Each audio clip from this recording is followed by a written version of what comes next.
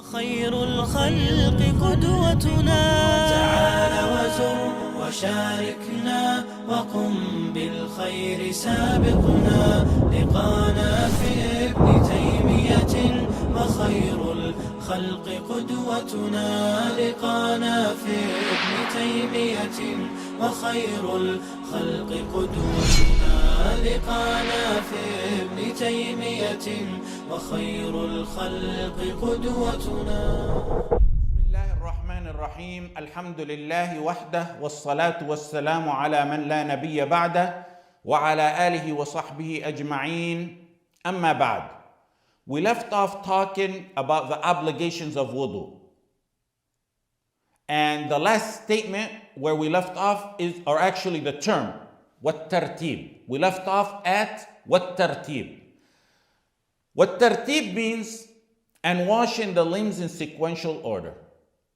Tartib is washing the limbs of wudu one after the other in sequential order, in the order that Allah subhanahu wa ta'ala mentioned in the Quran. Is it wajib or sunnah? Is it obligatory or not to do it in sequential order?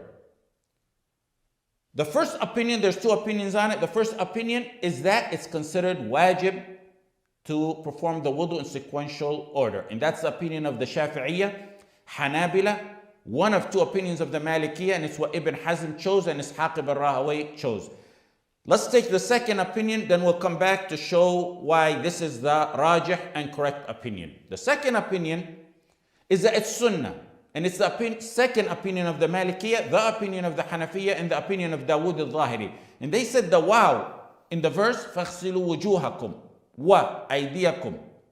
Wa in that verse is like saying, give Ahmad and Khalid $1. And wa means and. أعطي أحمدا وخالدا درهما. It doesn't matter, they said, if you give Ahmad or Khalid first. And they use verses in the Quran where the wow doesn't necessarily mean a particular order, like وَأَتِمُّ الْحَجَّ وَالْعُمْرَةَ لِلَّهِ, or the other verse يَا مَرْيَمُ اقْنُتِي لِرَبِّكِ وَاسْجُدِي وَارْكَعِي مَعَ الرَّاكِعِينَ, where sujood was mentioned before ruku'. Then they mentioned other weak ahadith that there's no need to mention. The opinion that's rajih is the first one. And why? Because Allah subhanahu wa ta'ala said, فَاغْسِلُوا وُجُوهَكُمْ وَأَيْدِيَكُمْ إِلَى الْمَرَافِقِ وَامْسَحُوا بِرُؤُوسِكُمْ وَأَرْجُلَكُمْ إِلَى الْكَعْبَيْنِ. Allah subhanahu wa ta'ala separated the limbs, washed with a limb that is to be wiped. And pay attention to this. Allah subhanahu wa ta'ala mentioned washing the face, then washing the hands, then wiping the head, then washing the feet. In that context, breaking the sequence of matters that are alike goes against the Arabic eloquency of keeping the similars together. Had the order not been essential, the sequence of the verse wouldn't separate between the washed limbs with a wiped limb. And then they also said the verse only mentions obligations of wudu. Everything in that verse is wajibat. There's no sunan in it. And they said the sequential order of the wudu is impliedly mentioned, so it's obligatory, it's wajib. They also used as their second proof hadith related by Abu Umama radiallahu anhu in Sahih Muslim. And in that hadith pertaining to wudu, he mentions thumma in between the acts of wudu. It's mentioned 5 times. Thumma means and then. ثم إذا غسل وجهه ثم يغسل يديه ثم يمسح ثم يغسل قدميه. Thumma is mentioned in that hadith, and that clearly means then. Their third proof is that all the various hadith on wudu that were from various narrators and took place at different locations and different timings, and they were so precise and detailed that they mentioned the slightest of all variations. Like, for example, how many times the Messenger ﷺ washed his limbs, whether it was once or twice or thrice. But they all had in common the sequential order. Ibn al-Qayyim in Zad al-Ma'ad rahimahullah ta'ala said, the order of wudu acts is the same in all narrations. It's consistent in all narrations. Their fourth proof is they use the rationale that wudu is a ibadah. It's like what follows it of salah. In salah, you can't change the order around. Just like you can't change around the rituals of the ibadah of Hajj. They're ibadat. And they said the same way in wudu. The next statement of the author is wal muwala, or the next term of the author is wal muwala. Muwala in wudu, in the context of wudu, is not to occupy yourself during wudu with something outside of it. Avoiding intervals between the acts of wudu. Performing the wudu without separating the acts. And Nawawi rahimahullah ta'ala related in ijma' that a slight interval in wudu does not void it. Other ulama stated it's disliked to even have a short interval in wudu for no reason. That's not, the ulama who came after, that's not going against the ijma'. They're just saying it's disliked, not that it's void. We have two issues under al-muwala. Is muwala wajib or not? Is it obligatory or not? Second, what's the duration that ulama consider to be a long interval between the acts of wudu? First of all, is muwala wajib or not? Is it obligatory or not? Is it obligatory part of wudu or not? The first opinion is that it's sunnah, not obligatory. And that's the opinion of the Hanafiya and the Shafi'i in the new madhab and the Zahiriyya. Their proof, the hadith in Muwatta Malik that Ibn Umar radiallahu anhuma urinated, then began the wudu, washing the face and the hands and wiping on the head, then pay attention. He called in for a janazah so he can perform salah on it. Then he wiped over his khuf when he entered the masjid, then made salah on the janazah. He broke the muwala as it appears by asking for a janazah, and it appears he waited to enter the masjid before wiping over the khuf. They said this was not the single act of Ibn Umar radiallahu anhuma breaking the muwala, but it was a janazah, and many sahaba were there, and no one questioned him or objected. They also said, in ghusl, the major impurity, there's no muwala. So the same applies in wudu. Major impurity doesn't request muwala, so why are you requesting it in the minor purity? The second opinion that said muwala is wajib, and that's the Malikiyya and Hanabila. They said, فَاغْسِلُوا وُجُوهَكُمْ وَأَيْدِيَكُمْ إِلَى الْمَرَافِقِ وَامْسَحُوا بِرُؤُوسِكُمْ وَأَرْجُلَكُمْ إِلَى الْكَعْبَيْنِ. Their proof is from the verse, the fa in the verse. The fa in the verse, فَاغْسِلُوا, the fa only, the letter fa of that word, فَاغْسِلُوا, comes to indicate al-rabita, al-zaida, and that's better explained in a linguistic class. But our concern here is with the third type of fa, which is al-atifa. Fa al-atifa means at-ta'qib, means sequence, right after each other. خَرَجَ رَاشِدٌ فَعُمَيْرٌ. Rashid and Umayr left.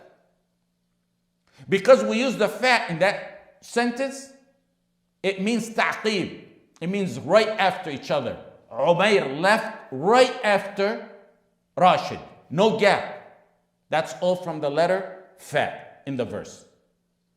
They said the fa in the verse here means right after each other. Their second proof is in Sahih Muslim. That Umar radiallahu anh related, أن رجلا توضأ فترك موضع ظفر على قدمه فأبصره النبي صلى الله عليه وسلم فقال ارجع فأحسن وضوءك فرجع ثم صلى. Umar ibn Khattab said that a man performed wudu and left a part, small, tiny part of wudu equivalent to the space of a nail that he didn't wash. The Messenger sallallahu alaihi wasallam saw that. He said, go back and perform your wudu well.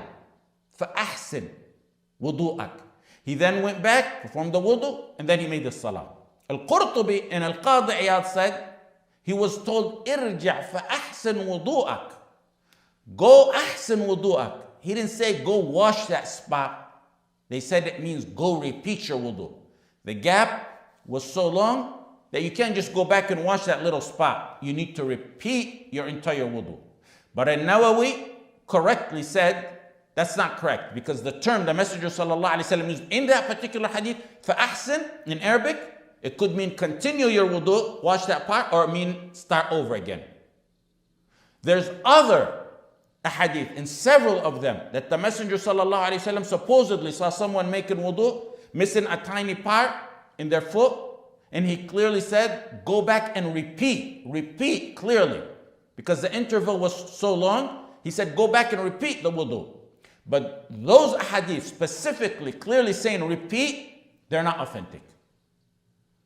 The third proof, they said wudu was narrated by the Sahaba and had avoided long intervals between wudu acts had been permissible. The Messenger sallallahu alaihi wasallam would have did it at least once to show us, because it's something we do on a daily basis, not on a daily basis, but several times a day. And the Messenger sallallahu alaihi wasallam would have taught us that and would not have left something like that out. The verse and what the ulama inferred from it linguistically, along with the hadith, irji' fa ahsin wudu'ak, and that we don't know that the Messenger sallallahu alaihi wasallam ever left long intervals in his wudu, gives more weight to the second opinion.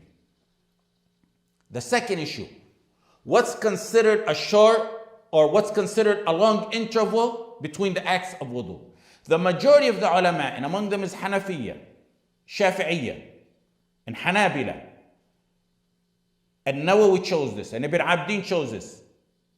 And what they said is to do the next wudu act before the previous limb dries. And they said we go by what's normal average temperature, meaning if you're in very hot weather, your face dries before you get to your arms, that doesn't affect it. In Medina or Mecca, during Hajj, or in other very hot countries during the hot summers, that actually happens. But that has no effect, because it's by what the average temperature would be, not by when it's exceptionally hot. The second opinion is another opinion of the Hanabila, another opinion of the Shafi'iyya, and the opinion of the Malikiyya, and it's what would generally be considered an extreme gap. They said the duration of that gap is not explicit in the text, Quran or Sunnah. So we go by the urf. What's the urf? The custom, the knowledge, the norm of given people or society. This is more of a solid opinion. Why? Because when something like this, which is the duration of a gap in wudu, that would be considered too long, is not mentioned in the shara or in the lugha, linguistically, you resort to the urf, the norm, what's customary. What is generally considered a long interval would be taken as that. The next term of the author is one niyyah. So we took two, this is the third term, one niyyah. Intention in wudu.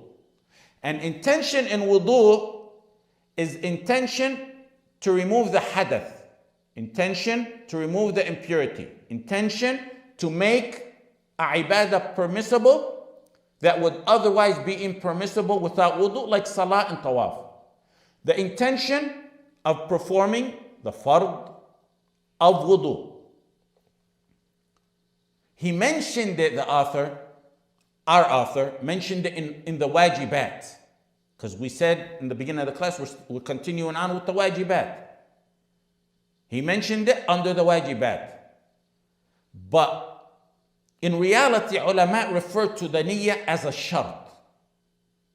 A lot of them refer to it as a shart. A shart is a prerequisite of a ibadah.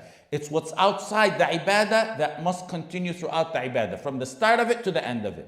Shart is what starts from prior to beginning the ibadah all the way throughout it until the end, like wudu is to salah. Like facing qibla is to salah. They're outside the ibadah, matters outside the ibadah, that start prior to the ibadah and continue throughout to the very end. And likewise here, niyyah is to wudu. Niyyah must be before the wudu starts and continue throughout until the end. But the author here mentioned it as a wajib because he considers it obligatory part of wudu. Al-wajib is فعل المكلف الذي أمره الله تعالى به على سبيل الإلزام. Wajib is what's enjoined by way of obligation. Whoever does it deserves the reward. Whoever doesn't do it deserves the punishment. From that perspective, it's also a wajib. So in reality, it's both a shart and a wajib. And you'll see later on when we talk more about salah and these matters in salah, you'll see that every shart is a wajib. Now, is niyyah for wudu wajib? When it's time for salah, you get up and you walk to the bathroom to make wudu. Why'd you go to the bathroom? Why'd you go to the restroom? The intention was for wudu.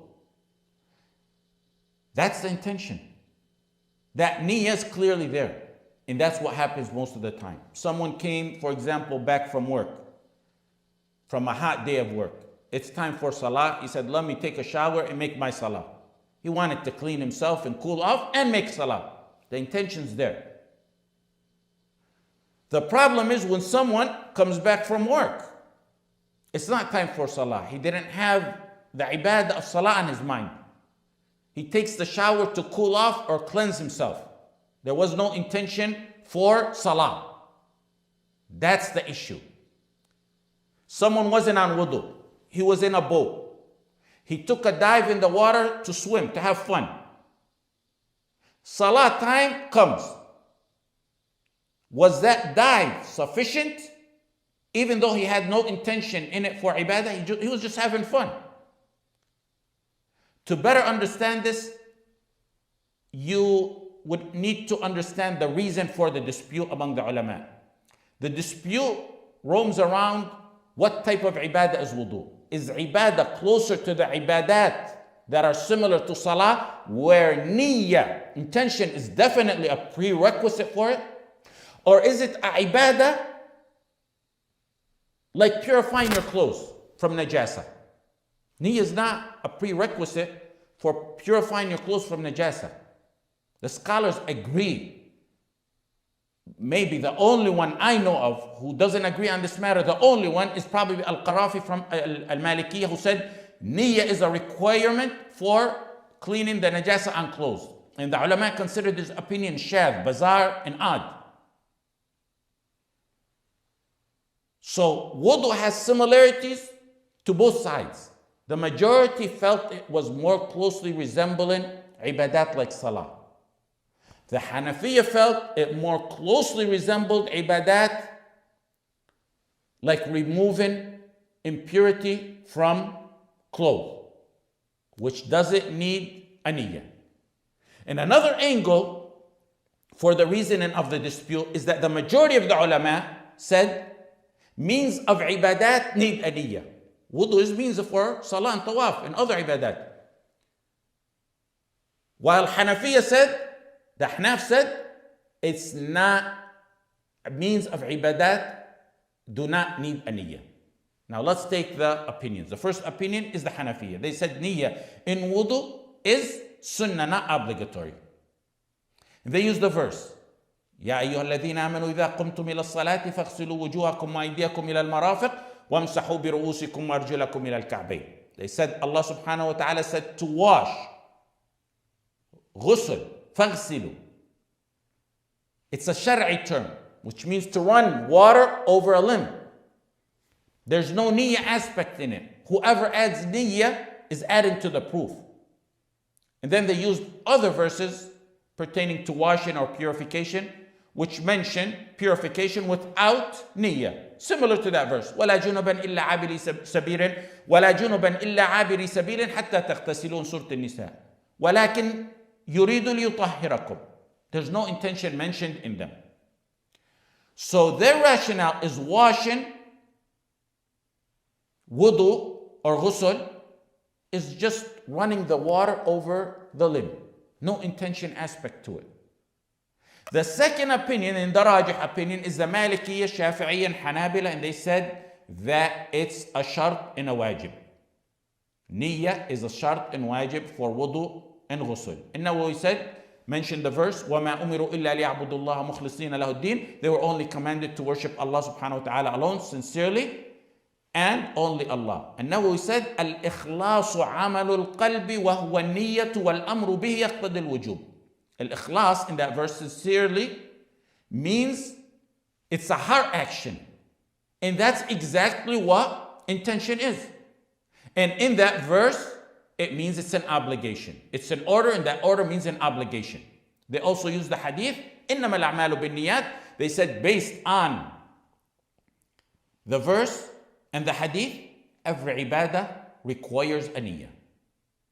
And then they said, an action you do will not be considered a full shari'i act unless it's combined with a niyyah. Washing the hands and faces and limbs of wudu or ghusl, it's cleanliness.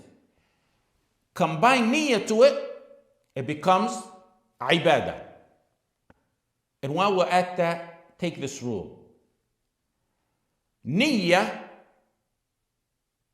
is essential for ordains where one is ordered to do something. And it's a prerequisite for reward in leaving the prohibitions. Leaving zina, for example. Someone had the opportunity, he left it. No sins, he left it. But in order to attain the reward, he needs to have the niyyah that he left it for Allah subhanahu wa ta'ala. So in ordains, the niyyah makes the matter accepted. In leaving prohibitions, the niyyah gives it reward. The next issue that comes to mind under this matter is verbally saying the niyyah. Ibn Taymiyyah rahimahullah ta'ala said, in meaning, that it's ittifaq, that verbally mentioning the niyyah and repeating it is not proper, and whoever repeats that bid'ah must be taught a lesson to stop that person from worshiping Allah with a bid'ah. And he said in another quote that whoever raises his voice in niyyah deserves a ta'zir punishment. A ta'zir punishment is a punishment that's left for a Muslim judge in a Muslim Islamic khilafah. He said what's attributed to a Shafi'i in raising the voice in niyyah is wrong. He said they took his statement out of context. Al-Shafi'i said one should speak in the start of salah. Inna as-salah la budda min an-nutq fi awwaliha. That's what Al-Shafi'i said. Ibn Taymiyyah said the followers of Al-Shafi'i misunderstood that to be verbally mentioning the niyyah, when in reality Al-Shafi'i was talking about takbir in the beginning of the salah. Silently affirming the niyyah to oneself, Ibn Taymiyyah said, that's disputed in two opinions. So what he was talking about, the earlier quote, was saying it loudly. Silently, he said, it's two opinions. Mentioning that to oneself, he said, there's two opinions. And the correct opinion is that it should not be mentioned, not even silently, because it was not narrated by any of the Salaf. Some people misconstrue his earlier statement where he said it's ittifaq. By the scholars, he was talking about loudly saying it. So some ulama, as he said, it's two opinions silently. Some said to mention it to oneself silently affirms the niyyah. The others, like Ibn Taymiyyah said, you should not mention it silently to yourself because it's a ibadah, and the Messenger sallallahu alaihi wasallam didn't do it, nor did the Sahaba. They did not mention niyyah verbally, silently, or out loud in their ibadah. This is something that Ummah needs day and night. And the Messenger sallallahu alaihi wasallam would have informed us of it if it was part of the ibadah without any delay. Ibn Taymiyyah rahimahullah ta'ala said silently mentioning it was never narrated by any of the Salaf. He said, Ibn Taymiyyah considered one who verbally mentions the niyyah silently or loud deficient mentally and in their deen.